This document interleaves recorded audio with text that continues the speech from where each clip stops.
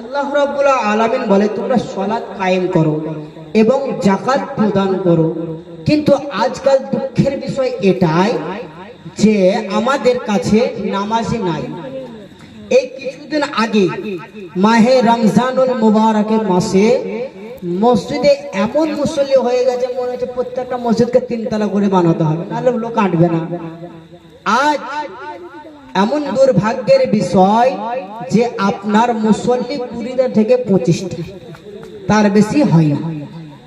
তো যাই হোক, আপনাদের আব্বাসান আমার মায়েদের সকলকে আহ্বান করে যায় যে আপনার নামাজ পড়েন। নামাজ ছাড়া কোনো গতি নাই।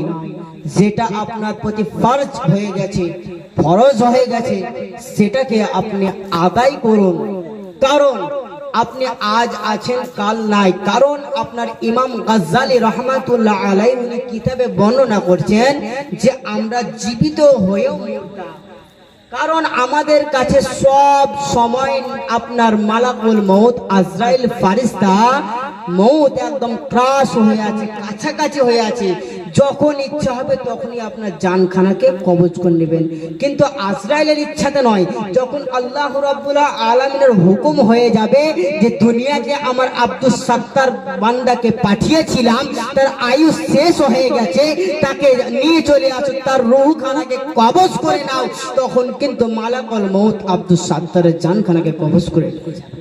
আর ওই মসজিদে এলান হবে অমুক পাড়ার আব্দুস সাত্তার ইন্তেকাল করেছেন, ওনার জানাজা হবে, বলনিমাতে হবে, না হলে ছোটনিমাতে হবে, না হলে বাসুঝারে হবে।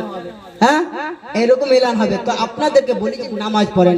আজ যদি কোনো ব্যক্তিকে নামাজ পড়ার জন্য আহ্বান করি, তাকে বলে যায়, তবুও তার কানে প্রবেশ করা সত্ত্বেও মানে না। আজকে বলছি ভাই নামাজ পড়ো, ভাই সবে মাত্র 12 বছর হলো নামাজ পড়ছি, তারই মুছে এখনো পাকেনি আর পাকবেও না, কোনো বের হয়নি। 12 বছর হলো, এবার বলছি ভাই নামাজ 12 বছর অতিক্রম হলো, সময়টা অতিক্রম হলো, মানে চলে গেল। যাওয়ার পর আপনার এবার বলছি আমি যে ভাই নামাজ পড়ো, 15 বছর হয়ে গেল। তো বলছে 15 তো হলো, আর কিছুটা বয়স যাক, তারপর নামাজ পড়বো। কিন্তু এ জানে না যে ওর বয়সটা আসে না, বয়সটা আস্তে আস্তে কমে যাচ্ছে, এটাও বোঝে না। আর বোঝা সত্ত্বেও সে বুঝতে চাহে না। 15 বছর হয়ে গেল। 15 বছর হওয়ার পরে বলছি ভাই নামাজ পড়ো। তো বলছে ভাই এবারে উচ্চ মাধ্যমিক হবে, মাধ্যমিক পরীক্ষা হবে, টেনশন আছে, পরে নামাজ পড়বে, এখন টেনশনটা দূর করি। হয়ে গেল। তারপরে 19 বছর যখন আপনার চলতে লাগলো, তখন আবার গিয়ে বলছি ভাই নামাজ পড়ো। নামাজ পড়ার সময়তে যখন ওকে বলতে যাচ্ছি ভাই উচ্চ মাধ্যমিক দিলাম, ফার্স্ট ইয়ার করলাম, সেকেন্ড ইয়ার করলাম, মানে আপনার বিএড করলাম, গ্র্যাজুয়েশন করবো, চাকরি নেবো, বিয়ে শাদী করবো, এরকম ভাবে উনি 25 বছরকে অতিক্রম করলো। কয় বছর?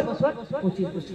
5 5 25। ওই 25 বছরকে আপনার অতিক্রম করে দিল, অর্থাৎ বাই করে দিল। আর সে জানছে যে আমার সময়টা আস্তে আস্তে চলে যাচ্ছে, আর ফিরে আসবে না। এই যে রাতখানা আজকে প্রবাহিত চলছে, আজকে চলছে।